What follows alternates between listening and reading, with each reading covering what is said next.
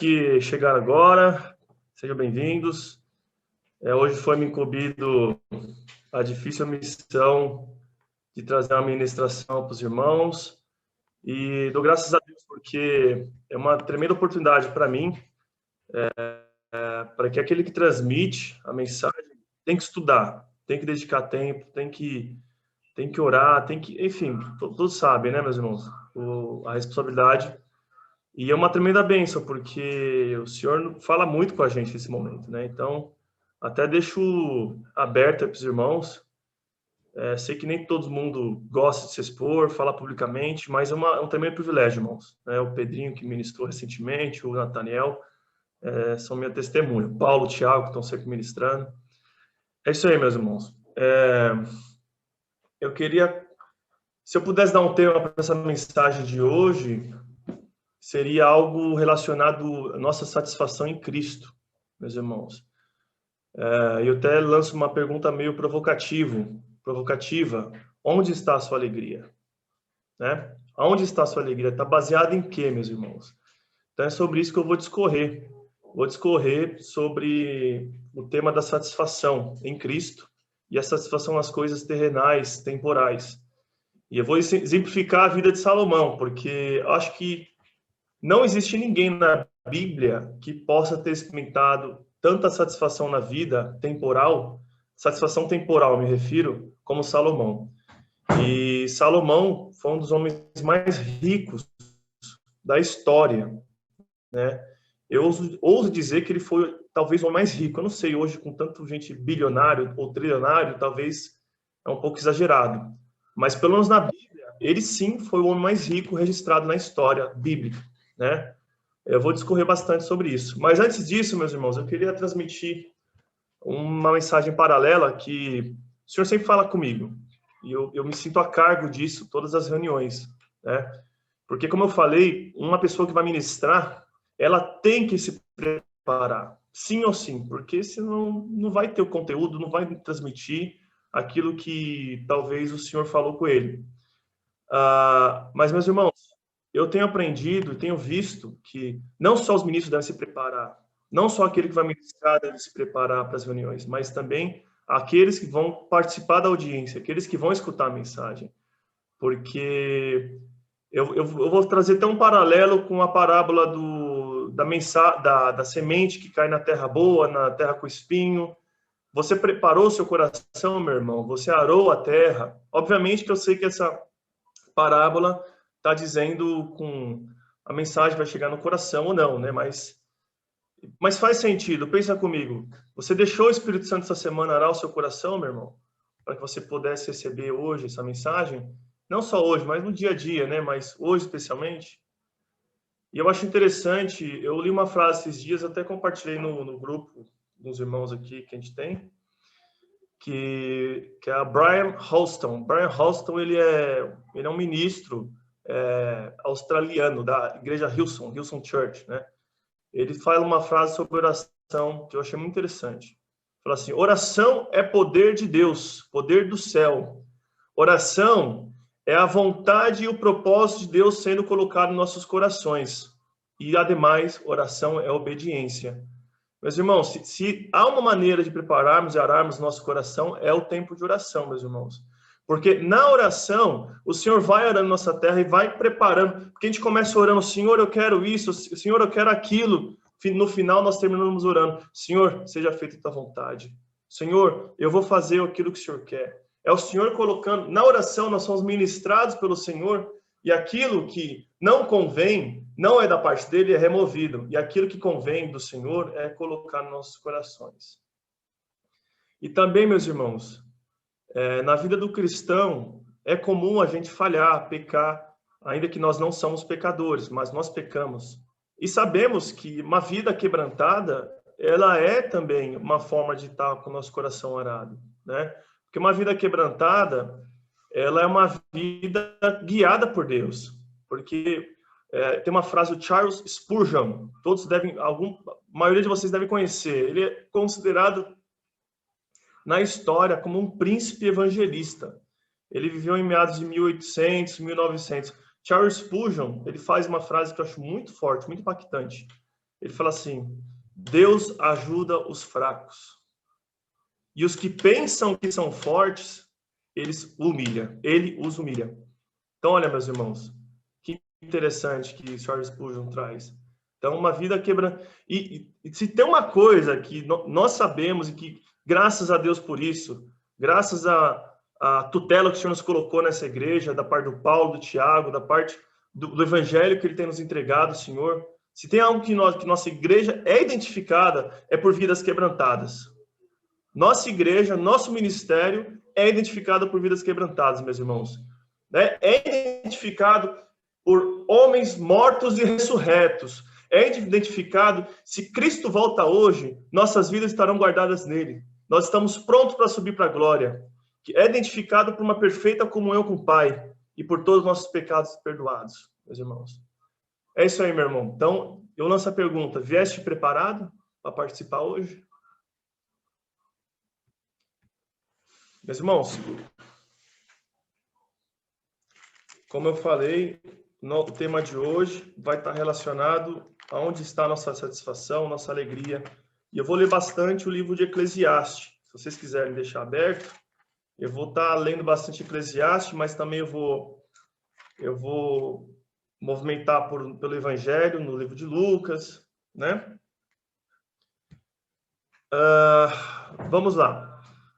Onde está a nossa alegria? Onde está a nossa satisfação? Meus irmãos, eu pergunto para vocês, lanço para vocês uma pergunta.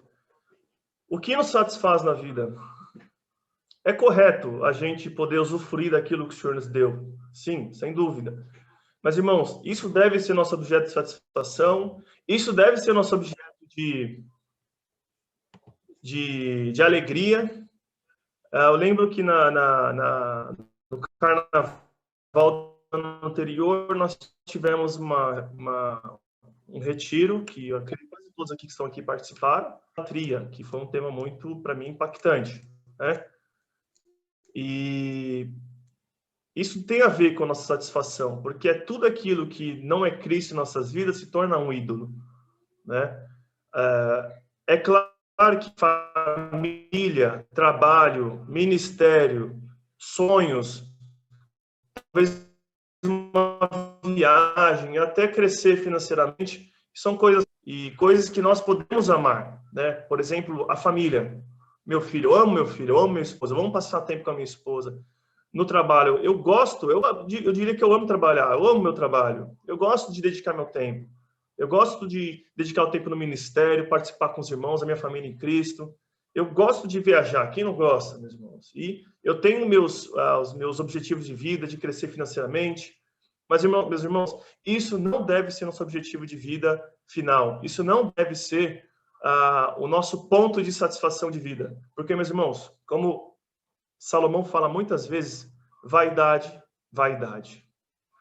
E vaidade, se a gente pega um dos significados da vaidade, ela é como uma bolha que explode. Imagina o seguinte: vocês que têm filho pequeno e já tiveram a sua infância sabem disso. Quando a gente faz aquela bolha bonita de sabão, ela vai inflando, inflando, inflando, pum, de repente explode. Se foi. Esse é o significado, meus irmãos, que é tudo temporal. Significa que tudo é vão.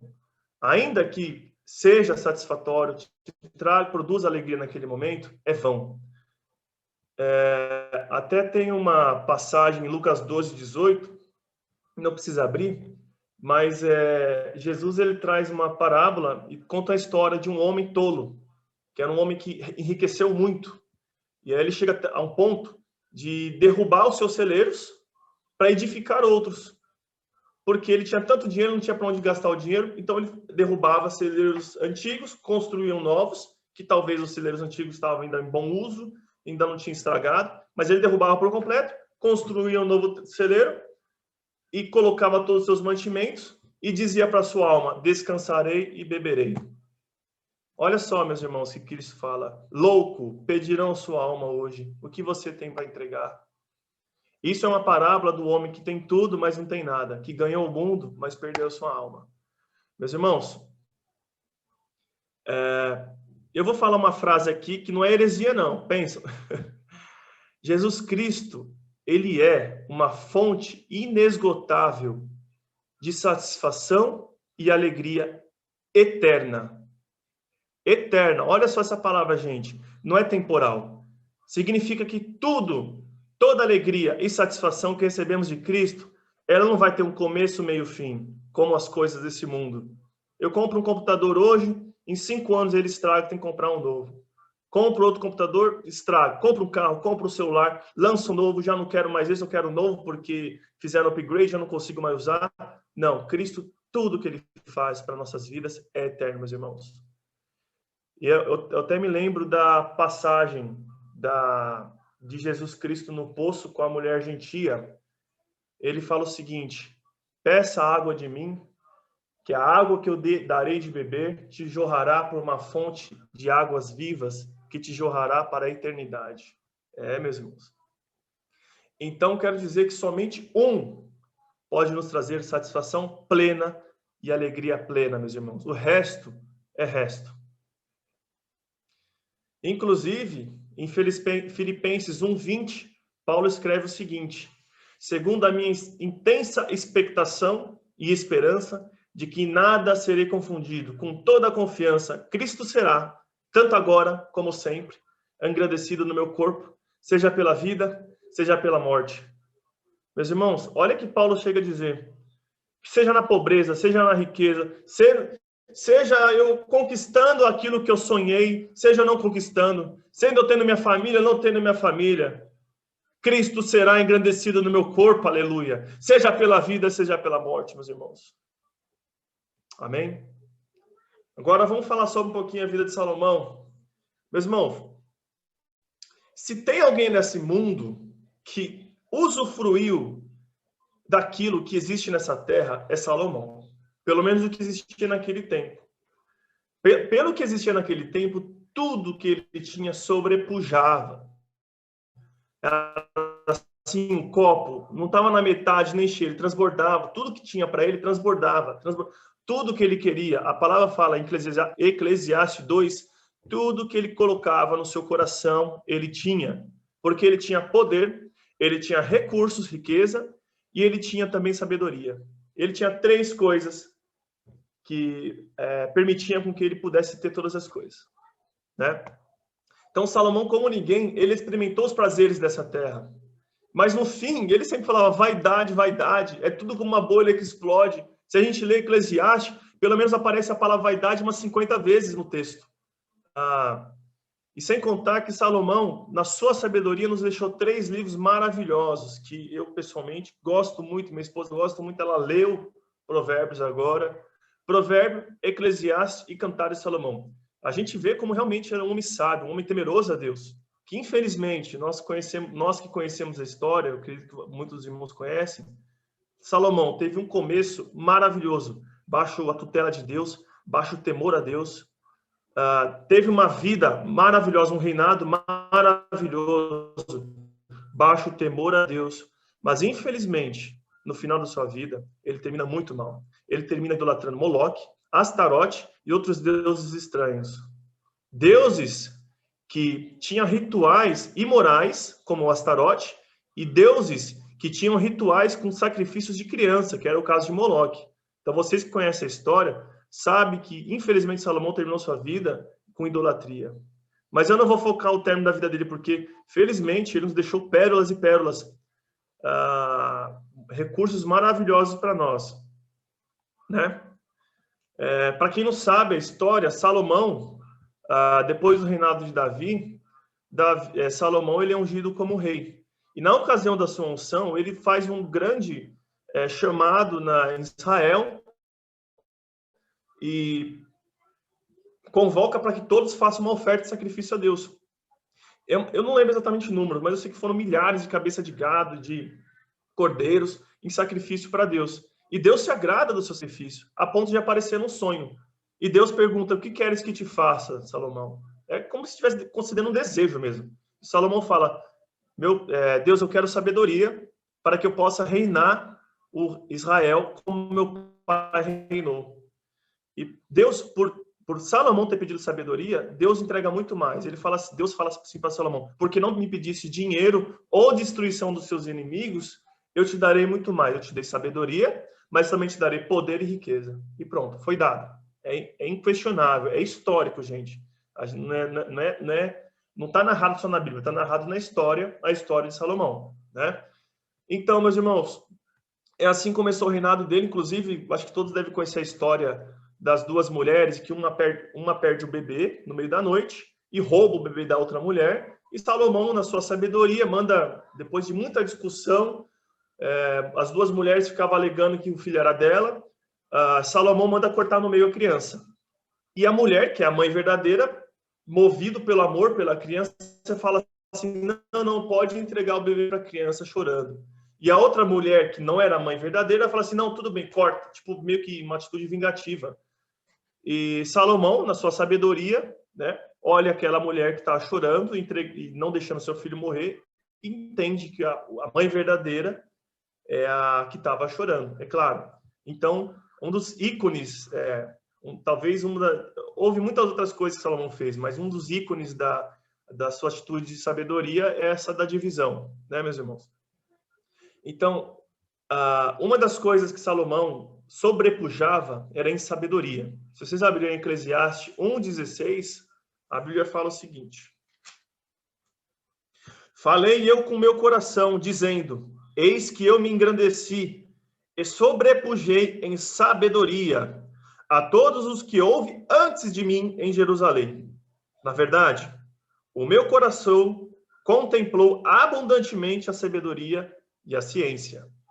Meus irmãos, então aqui fica claro que Salomão dominava ciência, astronomia, física, geometria, álgebra. Eu tenho certeza que tudo os ramos que nós estudamos hoje, engenharia, ele construiu muitas coisas. Com certeza ele entendia de muitos assuntos que hoje mestres, doutores, PhDs entendem. Ele era um homem muito sábio, né? A ponto que todos conhecem a história, a rainha de Sabá, ela era a rainha do Egito. Ela subiu do Egito por tanto ouvir a sua fama e foi tomar conselho com Salomão. Ele lançou desafios, perguntas desafiosas, e Salomão todas respondeu. Inclusive, a Bíblia nos mostra depois que ele se casa com a filha com a princesa do Egito, né? Que é uma das razões da queda de Salomão. Depois eu vou explicar. Então ele se casa com uma das filhas da rainha como se fosse um presente, né?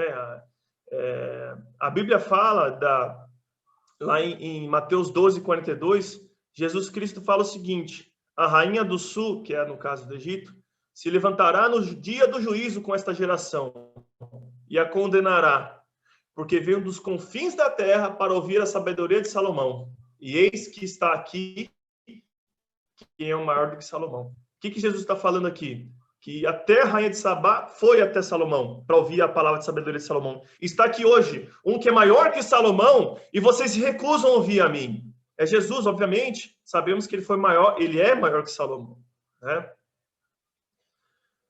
E em Eclesiastes 2:1, Salomão fala o seguinte: disse eu no meu coração, ora, vem, eu te provarei com alegria. Portanto, goza o prazer. Mas eis que também isso era vaidade. Meus irmãos, aqui era Salomão escrevendo no livro, dizendo, eu propus algo no meu coração, eu vi algo, eu cobicei aquilo, eu quis, eu tenho. Porque tudo que ele queria, ele tinha. Mas eu vi que tudo era vaidade. Inclusive, a sabedoria de Salomão, ele chega um momento e fala assim, até a minha sabedoria é vaidade, é tudo uma bolha que explode. Meus irmãos, o que Deus fez loucura nesse mundo? A sabedoria. Não é verdade? A sabedoria desse mundo é loucura para Deus. E o evangelho é loucura para o homem. Sabedoria, vaidade, é tudo uma bolha que explode. Ele também, Salomão, sobrepujava em riqueza. Essa aqui é muito boa, gente. Por que eu estou enfatizando na vida de Salomão? Para mostrar que tudo que ele queria, meus irmãos, tudo que talvez hoje nós como pai, nós como empresário, funcionário ou ministro, nós desejamos as coisas. Não podemos porque não temos poder, riqueza ou talvez sabedoria para conseguir.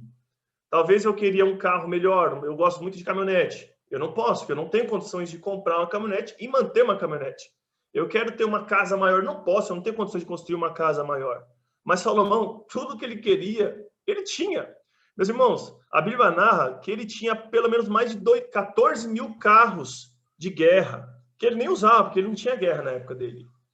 A Bíblia fala que Salomão teve uma época que ele construiu 200 escudos de ouro, grande, de 7 quilos, banhado a 7 quilos de ouro. Meus irmãos, vocês têm noção do valor disso? Ele também construiu 300 escudos menores, de 2, banhado com 2 quilos de ouro. Eu fiz a conta aqui. Hoje, no Brasil, o quilo do ouro custa 350 mil reais. 7 quilos de ouro, 2.450.000 reais. Se a gente multiplica por 200, que é o que a Bíblia narra que ele tinha, seriam 500 milhões de reais só de escudo grande de ouro. Fora os escudos pequenos, que seriam 700 mil reais em ouro cada um, vezes 300, 200 milhões. Então, ele tinha 1 bilhão de reais nos dias de hoje, só de escudo de ouro, só por vaidade. Imagina, quem tem necessidade de ter um escudo de ouro? Né? Não faz sentido para mim. As taças de Salomão, meus irmãos, era toda de ouro, não era nem sequer banhada a ouro, era ouro maciço. Imagina, ele tomava os seus vinhos, detalhe, ele tinha vinhedos só para ele, né? Então ele tomava os seus vinhos só com taça de ouro, né? Cara chique, né? Não é nada de cristal ou de vidro, não daquela marca de vidro que eu tenho aqui, não me lembro. A Bíblia fala que a prata no seu reino era tão comum como a pedra. Imagina você está andando na rua, vê o pedrisco no chão, não é pedra, é prata. Gente, eu não sei o preço do quilo da prata, mas é valioso também, né? Não vale como ouro, mas é valioso. Ele tinha piscina, gente. Salomão tinha piscina, né? E não era piscina, era piscina, né? Tudo era megalomaníaco, né? Tudo era grande no Salomão. Ele construiu templos. Se vocês lerem em Primeira Reis, ele narra a construção do templo. A construção do templo é uma coisa maravilhosa. A Bíblia fala que o templo ele não foi escutado barulho de marreta. É isso que fala na Bíblia. Significa que tudo foi feito sob medida, perfeitinho. Não teve bloquinho que foi construindo, batendo prego, igual a gente faz nas construções hoje. Salomão tinha uma piscina com... Eu tô trazendo isso só para vocês entenderem a grandeza da sua riqueza e de como que ele tinha poder para conquistar as coisas, tudo que ele queria. Ele tinha um vinhedo, já falei, um vinhedo próprio. Ele bebia o mais fino vinho. Ele fez obras magníficas, está escrito em Eclesiastes 2:4. Fiz para mim obras magníficas, edifiquei para mim casas, plantei para mim vinhas. Então, meus irmãos, recurso não faltava. Tudo que ele queria, ele fazia e ele tinha. Ele tinha estábulo com mais de 40 mil cavalos. Ele provavelmente, eu ouso dizer, já falei hoje, ele provavelmente foi um dos homens mais ricos dessa terra. Mas, meus irmãos, no fim, ele sempre falava assim, tudo é vaidade, tudo é como uma bolha, que explode. Outra coisa, meus irmãos, que eu vou falar, perdoe-me a maneira de falar, mas ele também sobrepujou nos prazeres de um relacionamento íntimo. Meus irmãos, a Bíblia fala que ele teve 700 esposas, e tudo estrangeiro, todos com linhagem real. Eram todas princesas. Né? Teve também 300 concubinas. Meus irmãos, se tem um homem que teve relacionamento íntimo, foi esse homem. Né? De fato, a Bíblia narra que a razão do seu desvio foi por causa dessas mulheres. Né? Mas, enfim, depois a gente vai chegar lá. Em 1 Reis 11:1, diz o seguinte, o rei Salomão casou com muitas mulheres estrangeiras. Além da princesa egípcia, muitas delas vieram de nações onde se adoravam ídolos, Moabe, Amon, Edom, Sidom e dos hititas. E curioso que Deus, lá atrás, se eu não me engano, Levítico, Deus faz uma declaração para que os reinados não façam aliança com povos estranhos, porque justamente isso faria eles se desviar. Deus já deu o alerta lá, né? Meus irmãos, a Bíblia fala em Jeremias, 9:23, algo muito interessante, vai muito em linha do que eu estou falando agora. Jeremias traz uma palavra que Deus disse para ele. Quando Deus fala, quando na escrita a palavra está assim, assim diz o Senhor, é porque é importante. Também, quando Jesus fala, em verdade, verdade, vos digo, é porque é importante. Então, aprendam isso. Em Jeremias 9:23, diz o seguinte, assim diz o Senhor, nenhum homem se glorie na sua sabedoria, nenhum homem forte na sua força, não se glorie o rico na sua riqueza. Meus irmãos, isso não significa nada. Com toda a nossa sabedoria, não conseguimos salvar a nossa alma. Com toda a nossa força, um pequeno vírus nos destrói. Com toda a nossa riqueza, não podemos satisfazer a nossa alma. Isso eu chamo de a trindade de não se gloriar. Sabedoria, força e dinheiro. Que era justamente os três que Salomão teve com abundância. Meus irmãos, você percebe que Deus fala aqui para a gente não se gloriar justamente o que é importante para o homem? O que a mídia fala? O que a sociedade nos mostra? O que nos incentiva sempre? Sermos fortes, sermos sábios e crescer em riqueza. É justamente naquilo que Deus nos fala veementemente para a gente não se gloriar. Porque, meus irmãos, nós sabemos que é tudo vão, é tudo temporal, né? Tem um velho ditado que na caixão não tem gaveta, né? Porque tudo vai se acabar. Não, se não for nessa vida, quando a gente morrer, é tudo sem propósito. Com isso, não estou dizendo que a gente não deve buscar essas coisas, mas isso não deve ser o propósito das nossas vidas. A Petra leu agora em Mateus 6, Cristo falando, busque primeiro o reino do céu e a sua justiça, que todas essas coisas serão acrescentadas. Não coloquemos, irmãos, nossa esperança nas coisas terrenais. Meus irmãos, em Eclesiastes 6:7, Salomão fala, todo o trabalho do homem é para a sua boca. Contudo, nunca se satisfaz da sua cobiça. Olha só, meus irmãos. O ser humano tem duas coisas que são infinitas. Uma frase interessante. Um é o universo, o outro é a cobiça humana. Ainda que o universo tenha minhas dúvidas, isso é infinito. O apetite do homem é sem limite, meus irmãos. Por isso que a gente tem que tomar cuidado com o nosso coração, aquilo que nós desejamos, aquilo que nós colocamos nossa energia. Porque, meus irmãos, no final vai ser vazio, vai ser tristeza. Porque só coisas eternas vão nos satisfazer, meus irmãos. Só Cristo vai nos satisfazer, meus irmãos. Nada mais esse mundo pode nos satisfazer. Meus irmãos, Jeremias, ele também fala, ao mesmo tempo, não nos gloriamos na força, na riqueza e na sabedoria. Nos gloriamos em, aí ele dá a lição, fala, em que nós podemos nos gloriar? Jeremias 9:24. Mas quem se gloriar, glorie-se nisto, em compreender-me e conhecer-me, pois eu sou o Senhor e ajo com lealdade, com justiça e com retidão sobre a terra. Pois é dessas coisas que me agradam, declara o Senhor. Meus irmãos,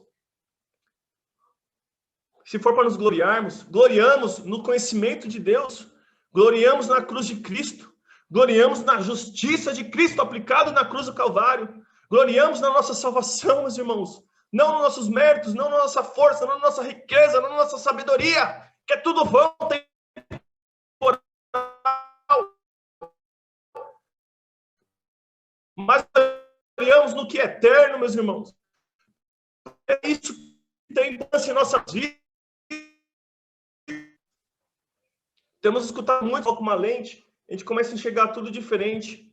Quando a gente começa a conhecer a Deus, conhecer quem Deus é, conhecer a obra de Cristo na cruz do Calvário, a nossa vida é mudada radicalmente, meus irmãos. Meus irmãos, contentemos somente em Cristo, porque, como eu falei lá atrás, Cristo, ele é uma fonte inesgotável de alegria e satisfação, porque tudo que ele dá é bom. Meus irmãos, com isso eu não estou dizendo que Cristo morreu na cruz do Calvário para nos satisfazer. Com isso não estou dizendo que Cristo veio no mundo para nos enriquecer. Com isso, não estou dizendo que ele veio para nos dar alegria e satisfação. Não do jeito que o mundo prega. Mas Deus, Cristo, na pessoa Deus, na pessoa de Cristo, veio a esse mundo para nos dar a alegria e satisfação que vem dele. A alegria eterna, satisfação eterna. Dar glória a Deus. Trazer glória, trazer honra a Deus, meus irmãos. Não há satisfação maior do que essa, alegria maior que essa. Obedecer a Deus. Irmãos, nós somos criados com pessoas para sermos obedientes a Deus.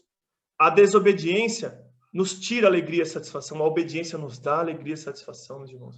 Não tem nada mais alegre, mais satisfatório do que estar em vida e em obediência ao Senhor. Nossos irmãos não me deixam mentir. Tenho certeza que com a experiência de vocês na caminhada com Cristo, vocês têm experimentado momentos de desobediência e rebeldia, momento de quebrantamento por sua rebeldia, momento de pedido de perdão se humilhando ao pó, e momento em que Deus te levanta com alegria por sua obediência a Ele. Tenho certeza. Meus irmãos, não andeis inquietos, dizendo que comemos, ou que beberemos, ou com que nos vestiremos, porque todas essas coisas gentil procuram. De certo, vosso Pai Celestial bem sabe que necessitais de todas essas coisas, mas buscai primeiro o reino de Deus e a sua justiça, e todas essas coisas vos serão acrescentadas. Meus irmãos, por que andamos tristes? Por que andamos reclamando, cabeça baixa? O que estamos buscando em nossas vidas, irmãos? Já perceberam por que a gente anda triste, ansiosos? A Bíblia fala para a gente não andar ansioso por coisa alguma.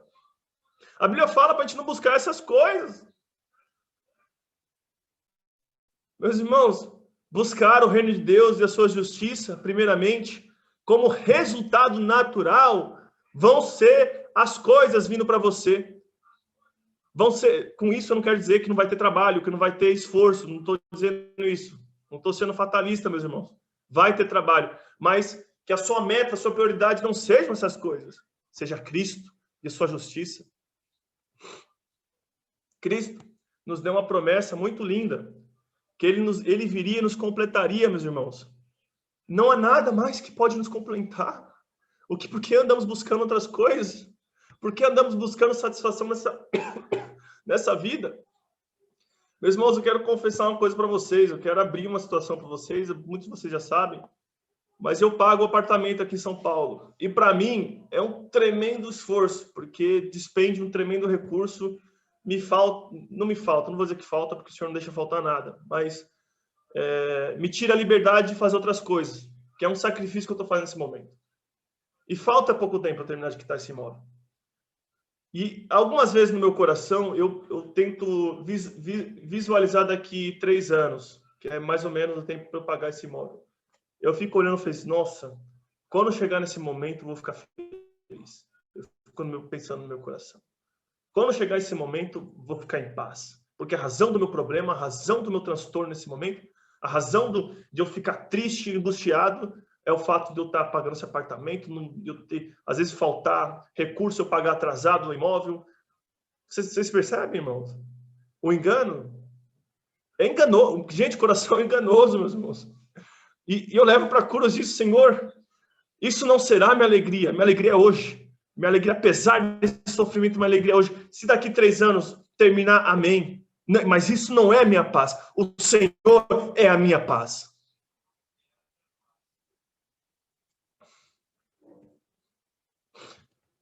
Meus irmãos.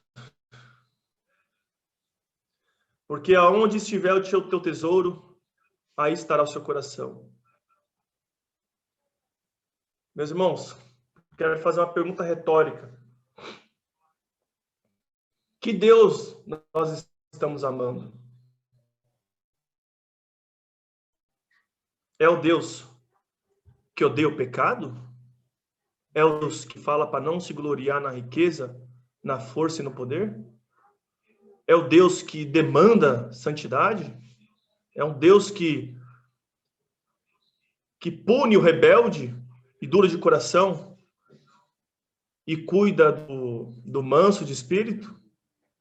Ou é um Deus que Nós colocamos a moedinha numa máquina de café lá, apertamos, fazemos nosso pedido, quero esse, aí sai o pedido. É o Deus Papai Noel, que nós estamos amando, que vão fazer oração na cama antes de dormir. Mas, irmãos, percebem a brincadeira que eu estou fazendo com palavras? A Bíblia fala que Salomão escreve. Salomão, com toda essa sabedoria, força e riqueza, ele nos deu lições valiosas, meus irmãos. Eu não quero desmerecer a vida dele. Infelizmente, ele teve um final muito difícil, muito ruim. Eu tiro algumas conclusões do que aconteceu com ele, mas são tudo... como é aquela palavra? São conclusões, não importa. Em Eclesiastes 5:10, Salomão fala o seguinte, se quiserem abrir. O que amar o dinheiro, jamais dele se fartará. E quem amar a abundância, nunca se fartará da renda. Também isso é vaidade. Vocês veem, irmão? Em Isaías 58:11, não precisa abrir. E o Senhor te guiará continuamente, e fartará a tua alma em lugares áridos, e fortificará os teus ossos, e será como um jardim regado, e como um manancial, cujas águas nunca faltam. Vocês veem, irmão? As coisas que nos satisfaz e que nos traz alegria, paz, vem do Senhor. Não são coisas terrenais. De fato, as coisas terrenais... Desculpa. Oi, Pri. Só um segundo. Repete para mim esse versículo que você falou anterior. Eclesiastes 5:10 ou Isaías 58:11? O que fala não amarás o dinheiro. Você falou. Eclesiastes 5:10. 5:10. Você quer que eu leia ou eu falo o nome? Eclesiastes 5:10. 5:10. Só para eu anotar aqui. Não precisa ler? Não. Obrigada. Tá. Meus irmãos, aí eu lanço a pergunta para vocês. Vocês julguem no seu coração, através do Espírito. Como você está, irmão? Eu posso dizer que, no tempo de estudo dessa mensagem, o Senhor, antes de quebrar para aí, quebra aqui, né? A responsabilidade de quem está falando é muito grande. E, pela experiência que eu tenho, tudo que eu falo aqui, eu passo meses pensando no que eu falei. Como você está, irmão? Você não está se fartando com os prazeres dessa vida? Aliás, vou fazer a pergunta direta, vou refazer. Você está buscando os prazeres dessa vida e nunca se fartando porque nosso coração, ele é insaciável? Ou você está se fartando com o manancial de águas vivas? Salmo 37:16. Vale mais o pouco que tem o justo do que as riquezas de muitos ímpios. Lucas 12:15. Acautelai-vos e guardai-vos da avareza, porque a vida de qualquer não consiste na abundância do que possui. Olha que mensagem, meus irmãos. A Bíblia está repleta dessa mensagem. Meus irmãos, quero falar um pouco sobre o privilégio de estar em Cristo. Me dá pena, sabe, meus irmãos? E me dá pena de mim mesmo, no sentido, vocês vão entender. É um tremendo privilégio, meus irmãos, desfrutar da alegria, da simplicidade de estar em Cristo, meus irmãos. Mas nós buscamos nossos prazeres e satisfação em coisas tão supérfluas, temporais, que não nos trazem nada. Meus irmãos, nós gastamos horas em frente ao Netflix, maratonando seriados, eu me incluo. Passamos horas na frente do YouTube assistindo coisa que... Televisão, Big Brother, irmãos. Instagram. Com isso, meus irmãos, eu não quero... Cada um tem liberdade. Eu assisto todas essas coisas. Mas, meus irmãos, eu estou falando de... Às vezes, acordar de manhã, a primeira coisa que eu faço é abrir Instagram. Que isso? Nem graças a Deus, Senhor. Obrigado, Pai. Guia meu dia. Não, é Instagram. Sento no sofá, ligo a televisão, passar o tempo para escutar notícia, coisa que... Gente, vocês percebem a superficialidade disso? coisas que não nos fazem acrescentar em nada. Eu gosto de jogar no celular, eu passo, às vezes, 1 hora jogando. Gente, são coisas tão superficiais. Tem coisas tão mais importantes na minha vida. Percebe, irmãos? Meus irmãos, uma frase que eu achei muito interessante. Se o que você está entesourando no seu coração não é Cristo, essa bolha vai explodir. Talvez agora está te dando alegria. Vai chegar um momento vazio, tristeza, solidão, ansiedade. Meus irmãos, por que vemos tanta depressão na igreja? Irmãos sobre opressão, opressão, não fazem nada a respeito. Continuam sua rotina, não se quebrantam diante de Deus, não pede auxílio de quem é o único que pode dar auxílio. Arrependa-se, irmã, arrependa-se. Quando ouvir a voz do Senhor, não endureça seu coração. Arrependa-se, irmão. E arrependa-se hoje, não amanhã. Meus irmãos, quem não cresce, morre. A Bíblia, Jesus traz uma parábola muito interessante. A parábola da videira. Eu, pessoalmente, gosto muito dessa parábola. Tem uns ensinos espirituais maravilhosos. Mas eu não vou me ater a ela agora. Só quero lembrar dela. A parábola da videira, todos conhecem, né? Cristo fala que eu sou a videira verdadeira. Meu pai é o agricultor. E vós sois os ramos. Os ramos que não dão frutos, os ramos que dão fruto, ele limpa para que dê mais frutos. Os que não dão frutos, corta, é lançado fora, é queimado. Meus irmãos, aqui é um alerta para a igreja e para mim, tá? Para mim, para minha família. Não crescer é perigoso, irmãos. É perigoso.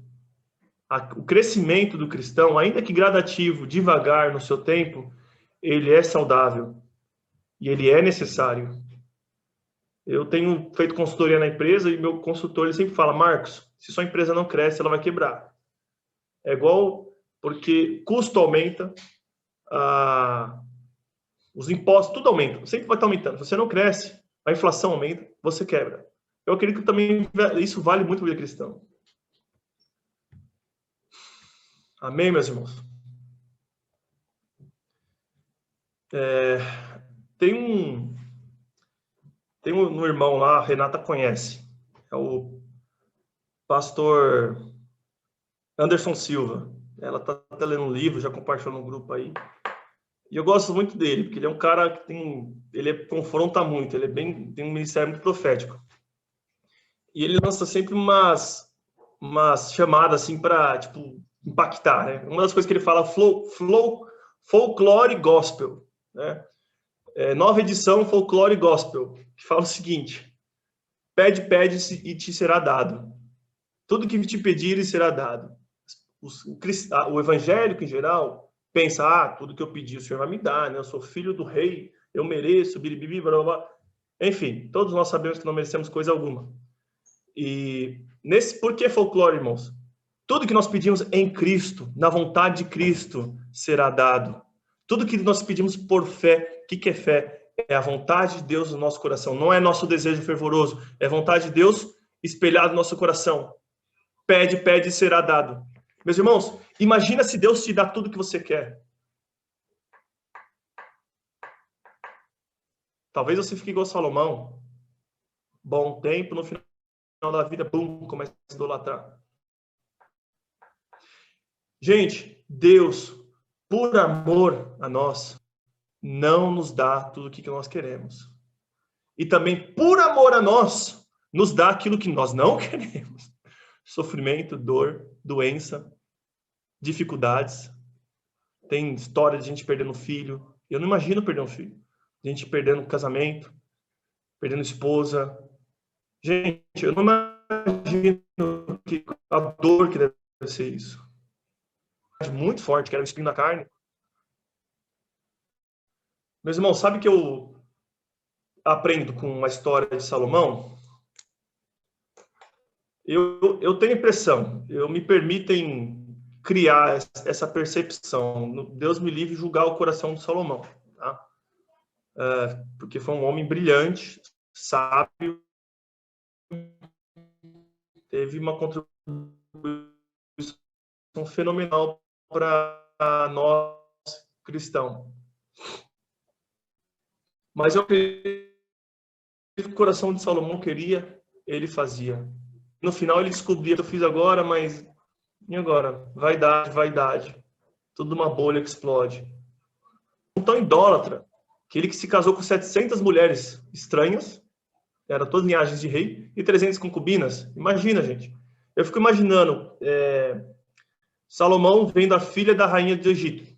Provavelmente devia ser uma mulher muito bem cuidada, bonita. Ele olhou, ele a desejou, a cobiçou. Falei, eu quero essa mulher, eu vou ter essa mulher. Era isso. Mesmo com Deus dando ordens expressas dele não se unir ao povo cananeu. Vocês entendem? Vocês percebem? O coração dele é tão idólatra. Eu estou conjecturando, é a palavra que eu estava procurando. Me permitem conjecturar. Deus me livre de julgar o coração dele, mas a impressão é que dá é que ele tanto queria as coisas que ele passava por cima da lei de Deus. E vocês percebem que isso acontece com a gente também, meus irmãos? No final, Salomão termina seu reino adorando Astarote, ritos imorais. Eu imagino que imoralidade sexual e culto a estrelas, astrologia. Termina adorando Deus do Milcom, Deus Moloque. Vocês conhecem, provavelmente vocês conhecem quem é Moloque. Havia sacrifício de crianças, gente. Que coisa asquerosa, gente. Ele terminou adorando Deus Amonita, Deus Camos, é o Deus Sol. Vocês percebem? Apesar da riqueza de Salomão, apesar da sabedoria de Salomão, apesar do poder, o seu coração idólatra destruiu ele no final. Meus irmãos, então, com isso, depositamos todos os nossos desejos e anseios em Cristo Jesus, porque só Cristo pode passar a peneira, meus irmãos. Aquilo que convém para nós, aquilo que não convém. Lembrar que o nosso coração tem que ser arado, meus irmãos. O Espírito Santo tem que arar esse coração. Muitas vezes o nosso coração é endurecido, meus irmãos. Tem que ser arado. Meus irmãos, é melhor ir ao pó com Cristo do que se assentar em trono sem Cristo. Meus irmãos, pare de ouvir tanto a si mesmo e pregue mais a si mesmo. Como que eu vou pregar, Marcos, mais a mim mesmo?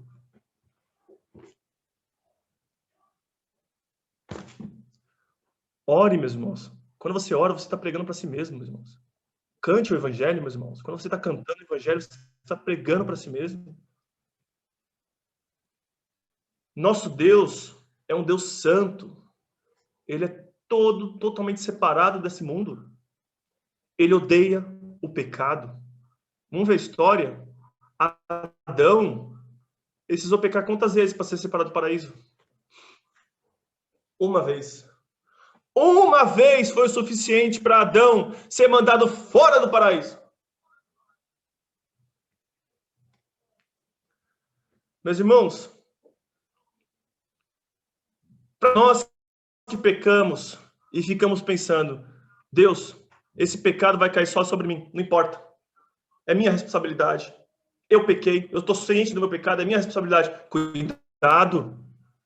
O seu pecado afeta as pessoas que estão à sua volta. O seu pecado afeta a sociedade, afeta o país, afeta as nações. Olha o carnaval, meus irmãos.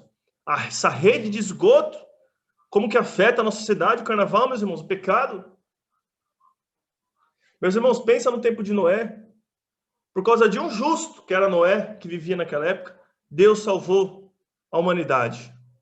Mas a humanidade que estava dentro daquela arca. Pensa, meus irmãos. Haviam criancinhas naquela época? Criancinhas inocentes? Por que criancinhas pagaram pelo pecado daquela sociedade naquela época, irmãos? Pensam. O pecado dos homens afetou as crianças. Crianças morreram. Crianças que tinham acabado de nascer. Crianças inocentes. Pensa, irmãos. O nosso pecado, meus irmãos, pode afetar nossos filhos. Pode afetar pessoas ao nosso redor. Deus não tolera o pecado, meus irmãos.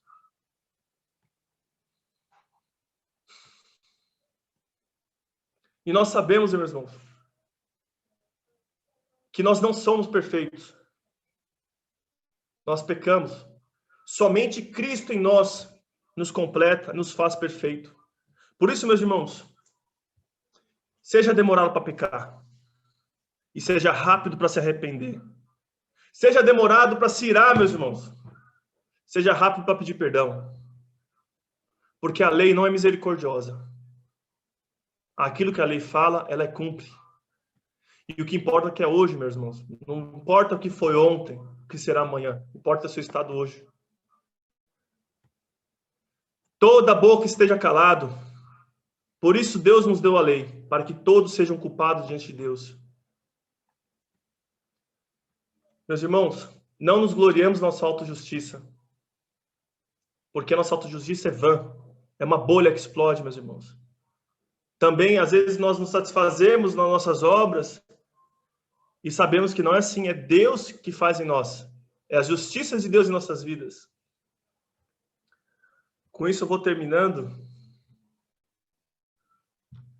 Vou trazer um exemplo, meus irmãos, que o Paulo sempre traz aqui. Se um médico chega para você, vamos supor que eu sou uma pessoa muito dura, ele chega para mim e ele quer me convencer que eu preciso fazer uma cirurgia. Mas eu sou uma pessoa que eu não quero fazer cirurgia, eu não vou fazer cirurgia. O médico, ele vem e apresenta, primeiro exame, diagnóstico 1. Se você não fazer a cirurgia, vai acontecer isso, isso, isso. Diagnóstico 2. Se você não fazer a cirurgia, vai acontecer isso, isso, isso. Diagnóstico 3.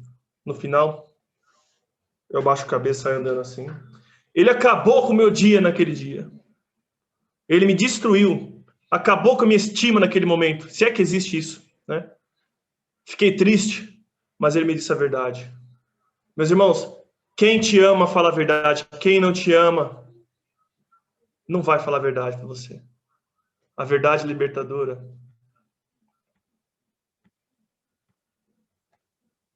Meus irmãos, Cristo, estar em Cristo, a maturidade em Cristo, acho que nossos irmãos aí mais maduros, nossos anciões da congregação vão poder testificar isso que eu estou falando. Eu tenho experimentado algo disso também. À medida que a gente vai crescendo em Cristo, meus irmãos,